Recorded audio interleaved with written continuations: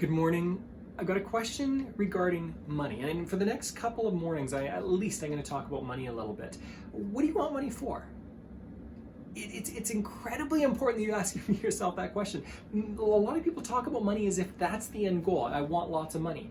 And there are lots of statements in our culture. Money doesn't bring happiness and all this other stuff. You know what? Actually, money does tend to bring happiness. There's been a lot of research on this, and that up until about $250,000 a year, having more money does create a lot of ease in life. It does give you a lot of opportunities in life. It gives you a far fuller lifestyle on many levels. Past that, it's kind of redundant, it's, at least as far as the research that I've read. So money does bring happiness on some level, but it's not because of the money. The money is just, money is not even a thing. It's an idea these days. And you know what? It's never been a thing. The value that gold has, and has had for, I don't know, millennia, is not that it has fantastic value on its own. Gold has value because of how people perceive it to have value. If enough people believe something, then it's true. If enough people agree that gold has value, then it has value. If enough people agree that the American dollar, Canadian dollar, whatever, stock, whatever it is, has value, then it has that value. That's all. Money is an idea. And so many people freak out about money because they've had poor experiences in the past and they've got all this other baggage, and that's okay. I've had that baggage too. That's okay. What I'm saying right now is not that you can't have the baggage. What I'm saying is that if you grow and you ask questions about money and you learn about money and you learn to use it as a tool, it will lose you will lose your fear around it. It will lose its strength to control you or to control your thoughts at different times. Because money is not even a thing, it's simply an idea. Now, what it is, if it is anything, it's a tool. And like other tools, it's not good or bad. It's just a tool. You've never heard of the cult of the screwdriver, where everyone worships the screwdriver, or worships the hammer, or worships the computer screen, or whatever it is. So again, money is not the big deal here.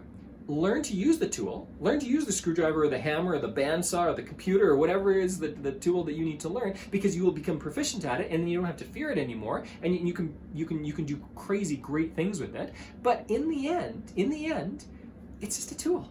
That's it. As you learn to use it, fear will leave because it's simply a tool. Having said that, I'm going to go back to what I started this morning with, and that is, what do you want money for? What is it going to give you?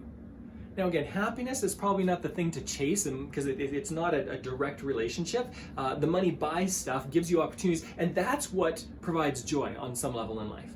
Happiness, I've talked about this before, happiness is typically made up of three things. It's made of purpose, it's made of joy, and it's made of engagement. When you have those three things, when you're engaging your purpose with joy in the things that you do on a consistent basis, that's what happiness is about.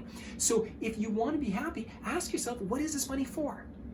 Are you going to use it to make other people's lives better and give yourself a sense of joy and satisfaction and purpose? Are you utilizing it to grow a business so that you can employ more people? Are you using it? What is your value system tied with money? What is the money for? Ask yourself this question this morning. As you start to figure this out more and more and more, and it tends to be, most people that I work with, at the beginning, they'll just kind of talk about material possessions. Well, I want a new car, I want a new house, and that's fine, okay? There's no judgment here about that, because legitimately that's what our culture teaches is most important. It's not. It is important. It's not the most important thing. What the most important thing tends to be is relationships and living according to our values. Investing in people and investing in ourselves.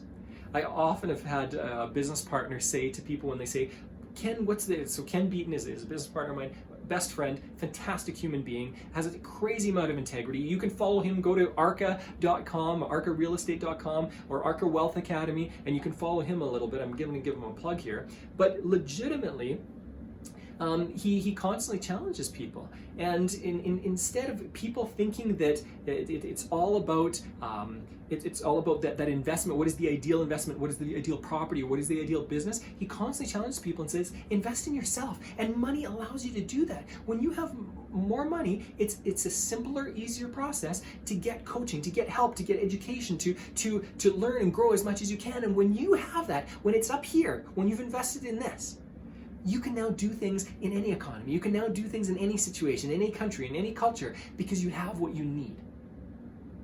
For today, ask this simple question. what is the money for? What do you want?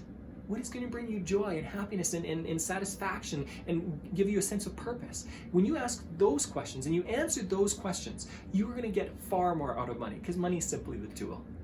It's fantastic. It's a great tool, but it's simply the tool. Enjoy your day.